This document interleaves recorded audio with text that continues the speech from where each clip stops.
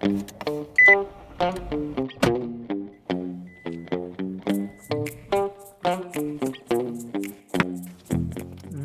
is the 2023 Nissan Altima SR. It has received some major updates, and today I'm going to show you everything you need to know about it.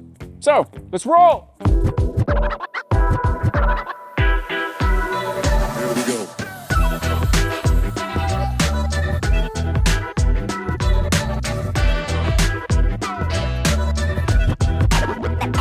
Let's get started.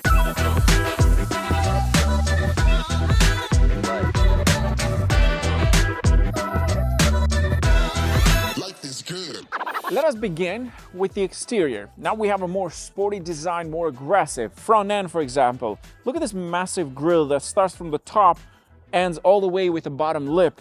Huge, blacked out all the way around. So we have the new Nissan badge, of course, with the new logo. Then on the right side, you have the SR badge so that you know this is not just a standard Altima. On the left side, we have more aggressive headlights. Most importantly, the daylight running lights are also your turning signal, which is very important. They look amazing, especially on a B-roll. Bottom part over here, we have this beautiful design, which is not functional. It's kind of like air vents, but they're not really air vents. This year, we have more paint choices. One of those is this beautiful deep pearl blue style, which I absolutely love. On the side over here, we got two more wheel choices. In this case, we have 19-inch wheels, which absolutely complement the entire car. It is equipped with Bridgestone. Nissan loves Bridgestone, as you guys have seen in my videos. But what's important is that these wheels come with the SR badge. So again, you would know that this is not just a standard Altima. I love the side profile, the blacked out mirrors, beautiful design all around. We have this chrome finish that starts from the beginning, goes all the way to the back with a bit of an extension. There's also chrome at the front over here, which kind of looks like a boomerang. I like that design. It's sort of like chrome and bronze together. Now, let's move on to the back side. Let me show you what it offers. Of course, the SR badge continues at the back. It's on the right side in red. So again, you know this is a more sporty version of the Altima. This is equipped with an all-wheel drive system. It does have a dual exhaust system, so you have one pipe on each side. In terms of the design over here, we have the lip at the top, which I wish they have sort of finished in black just to complement the car because it kind of disappears with the entire paint. Then at the bottom, we have a more aggressive diffuser. Absolutely love that. Not too crazy, just enough for you, to help with your life, to excite you a bit more. Trunk space. This has about 15.9 cubic feet of space. In fact, this has more space than the Camry and almost the same space as the new Honda Accord. But what's important is the fact that you can fold the seats in the second row, so that way you get more space overall. And of course, you don't have to reach all the way to the seat to fold it. There's a lever located on each side, so you can fold the seats in the second row. But look at the massive trunk space that this thing offers. Absolutely love that. And of course, they've made sure that you have the brake light over into this side.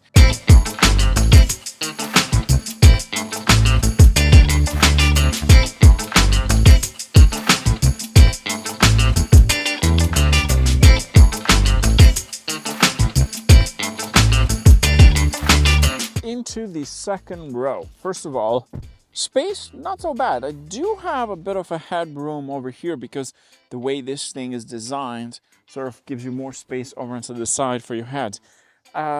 Nice interior. In fact, I kind of feel bad being here because it's so clean and it's so filthy outside. I like the interior, nice leather, white stitching, red stitching as well. We have a USB port and a USB-C. There's no heated seats in the back. That'll be nice with this package. This is the SR top trim, which means this has pretty much everything you can get for this car. There's two air vents, nothing crazy. There's a light at the top, nice leather interior. I like it. The beautiful red center part of the seat as well. Like this sort of looks like quilted, but it's not. Sort of sporty. I like it. Now, let's jump into the front because that's where things get pretty interesting. Let's start it up. First, it has a remote start in here. The key fob is where this thing disappoints a little bit because the Pathfinder I had recently had a much nicer key fob, but you do get remote start from the key fob. the trunk release button as well, lock, unlock, and the panic button. It's nice, but I'd rather prefer the new one. Just a bit more flat, feels a bit more premium. On the interior, here's what you get. First of all, things don't change completely here, but you do get some goodies this time. Let us begin with the cluster. It is a digital and analog at the same time. It gives you lots of information. The steering wheel has this flat button to make you feel like you're actually driving a sort of sporty car. There's paddle shifters at the back, which are sort of like simulated gears. They're not real gears.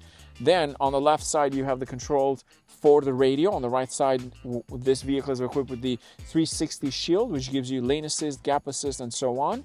And on the left side of the steering wheel, under the vents, there is also the button for sort of like a self-driving mode that keeps you within the lane as the steering assist. Now, let's jump into the sensor area here. First, we have a wireless charging pad with this package, which is nice. The gear is standards, which I absolutely love. You have a lower gear option as well, and if you want to put it in sport mode, there's a button located behind the gear knob. There's a start button. We have 2 cup holders. It has power handbrakes and brake hold. There is some space here for the armrest. We got heated seats, ventilated seats, dual climate unit, which is again very important. Next thing you get with this is just the standard sunroof, which is manually adjustable. Like you can open and close the sunshade, but of course you can open automatically the sunroof. Other than that, nothing crazy. Here's where things get pretty interesting. The infotainment display. You see, this year you get a massive 12.3 inch infotainment display, which I absolutely love. It's very easy, very intuitive. Let's get into the details of what it offers. First of all, the screen looks like one of those Android screens that you can purchase online. I like it. And it also feels like a tablet that I can just remove and take with me home. It's nice. It's massive. I love that. But what I love the most is the user interface. It's so easy to use. I had the Pathfinder not too long ago and the QX60. This thing feels so much better. You have built-in Alexa in this case. There is Nissan Connect service. You can add more stuff in here. You can arrange this entire thing to your needs. In this case, we have the source and you have SiriusXM built in. Underneath the screen, you're still getting some buttons for the seeker, the daytime, nighttime, if you want to change the brightness of the screen. And there's also the camera button and to turn it on and turn it off, and most importantly, the volume. Now, if we go into the little details here, this has built-in navigation system. I absolutely love how this thing works, and in comparison to the, let's say, the Camry, this is so much better. The closest one I would say would be the new Honda Accord, because that had a very, very nice infotainment, very easy to use, which I mentioned the same thing for the Pilot. I wish the Pilot had that. Very, very user-friendly. You can connect your phone. There's Android Auto and Apple CarPlay, as you can see. It's so much nicer. I hope this comes into all the other in Nissan vehicles, like the Nissan Z. It's just the software, it's different. Even the actual quality of the screen feels a lot better. It's also equipped with a backup camera. It doesn't have a 360 camera, but again, when I talk about the price, why you don't get a 360 camera in here. I love using this thing. Now let's try and connect my phone. Let's do Apple CarPlay, okay. My phone now is showing me that I can use CarPlay. I don't have to use any USB ports. There you go. Yes, I would like that. Sure, we can do that. It's connecting. Not too hard, pretty easy to connect your phone. As I said, you have Android Auto and Apple CarPlay. This is very nice, and look at that. Straight away. That's a huge Apple CarPlay. That's the biggest Waze I've seen in a car. Usually you get a split screen. This is massive. Love that. Love that you can do this with this massive 12.3 inch screen. This is one of the biggest upgrades for this vehicle. Now it's time to go for a drive.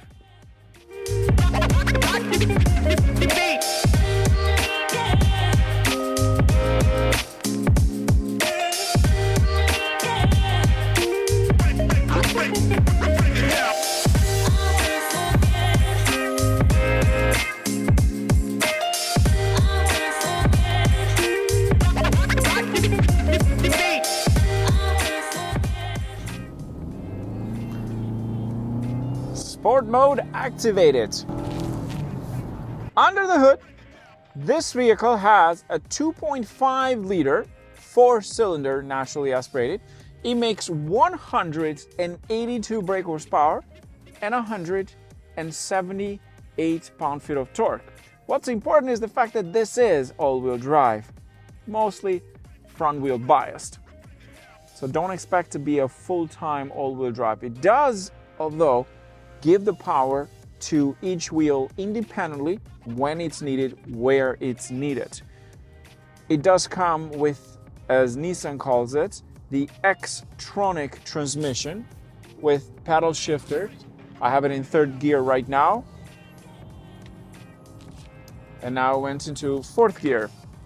You can also have it in lower mode for the transmission. And I'll just put it into drive because I'm not really interested in doing manual mode with this. It has amazing fuel efficiency. It's rated at about 36 miles to the gallon for the highway and 30 miles to the gallon for combined, which is actually quite impressive. Here's why you should buy this over the Camry. The Camry, it's a front-wheel drive.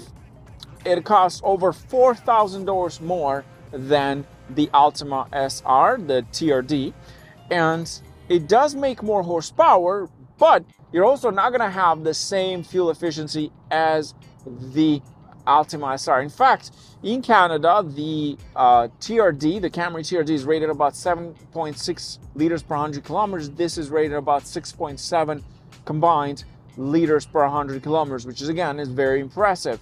The interior of the Camry is also, in my opinion, slightly outdated. The screen is not as nice as this. It feels like it was designed in the 1980s. Not the same level of that refinement as the Altima. This is not your BMW or Mercedes on the interior, but for $34,000, this thing is quite an impressive vehicle. For me as the driver, I feel comfortable inside. I'm 6'2", there's tons of space. I can easily have a passenger on my side.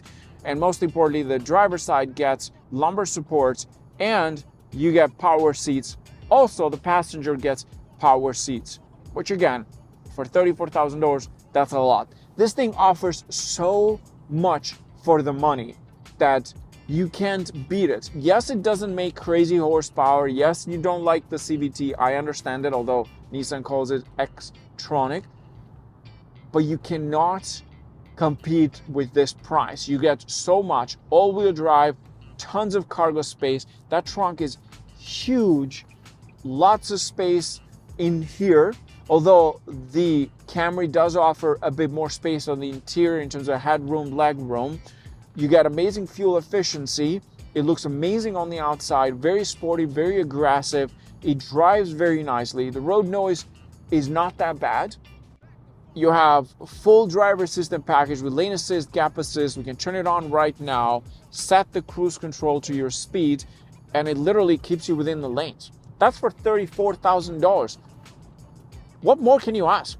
I think the only complaint that I have about this is like, I wish it just made maybe like 250 horsepower. That's the only complaint I have. Other than that, it's a perfect package. It looks great, it drives great, priced well, can't beat it. Can't beat it.